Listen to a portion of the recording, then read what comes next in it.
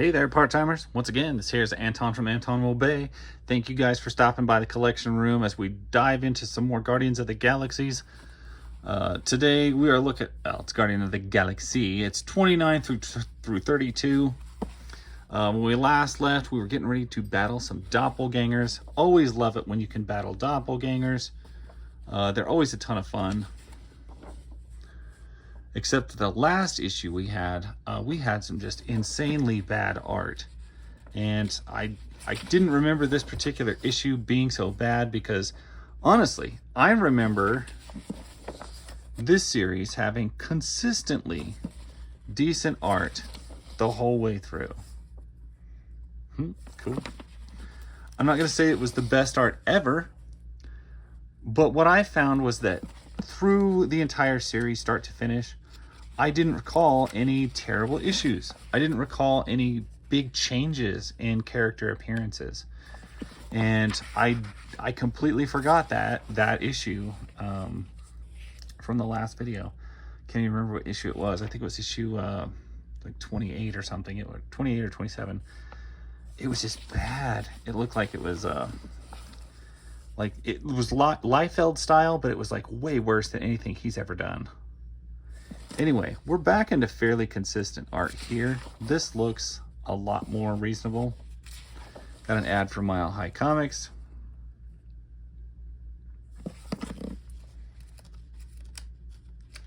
So yeah, my take is this book always had pretty decent art. I'm at last, I'm free, I'm alive, I exist, and I swear by Harvok's bones, no one shall ever imprison me again. This is pretty cool because this is her breaking free from Starhawk, her husband, and they occupy like the same time and space. That's pretty cool.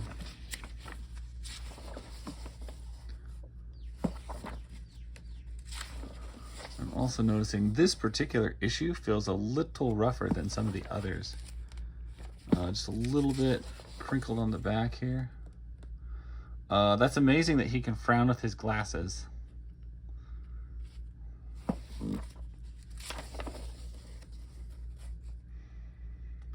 Just start eliminating these nasty doppelgangers.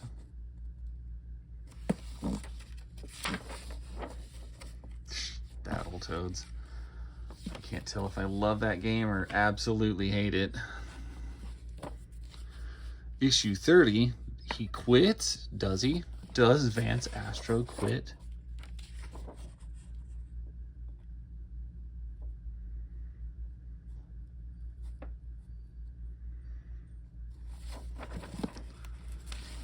Fighting over stuff. I give this team credit for not having that much infighting in the teams. At least not compared to like Alpha Flight, which is constant and stupid and everything. And at least in this book, when they're not fighting, I do get a sense of actual camaraderie, which I must say I find quite lacking in books like Alpha Flight. It's like they're like co-workers that don't really care for each other, where this they are team members by choice, you know, and it is pretty good most of the time.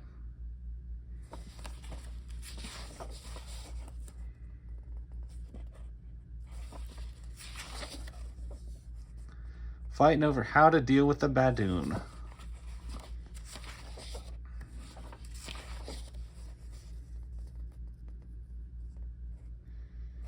Looks like we're getting a recap with the Punishers. We're surely not back on Punisher Island. I think this is like a memory. This is what happened before.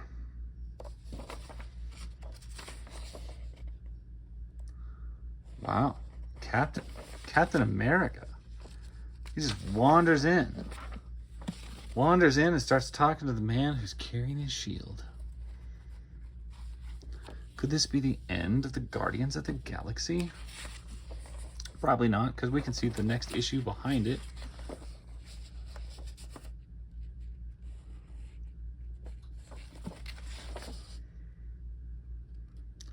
We're back into that good, consistent art. Beautifully done. I like the lack of panels in this page.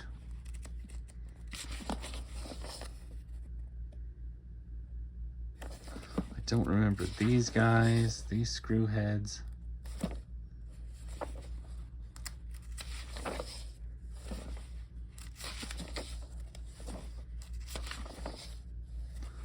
What, we got a whole big Dungeons and Dragons ad in here. And the Badoon, of course, are the green aliens that we see on every page. Rancor, this is a descendant of Wolverine. She is gearing up to cause them a bunch of trouble. We just took Vance Astra. It looks like they've gone back in time to talk to Doctor Strange. It's never a good sign if Doctor Strange shows up in your book. It usually means things are about to get magical, which is not always the best. Captain Universe, wow. In Marvel, trust me, it's if you've got a book, you don't want Doctor Strange showing up in it. It just means things are going to get bad before they get better. And that includes the writing, that includes the plot, that includes everything. I am not a fan when Doctor Strange shows up in your book. It's usually a sign we've written ourselves into an awkward phase, and we don't know how to write ourselves out without the use of tons of magic and ridiculousness. So we are going to use our old Doctor Strange to get this title back on track. That's my opinion. I realize a lot of people don't have that, but I do cringe when I see Doctor Strange show up in your book. I mean, look at it in the Marvel Universe. Cinematic Universe. Ooh, Charlie looks weird without hair.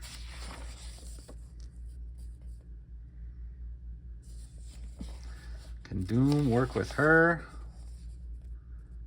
Possibly.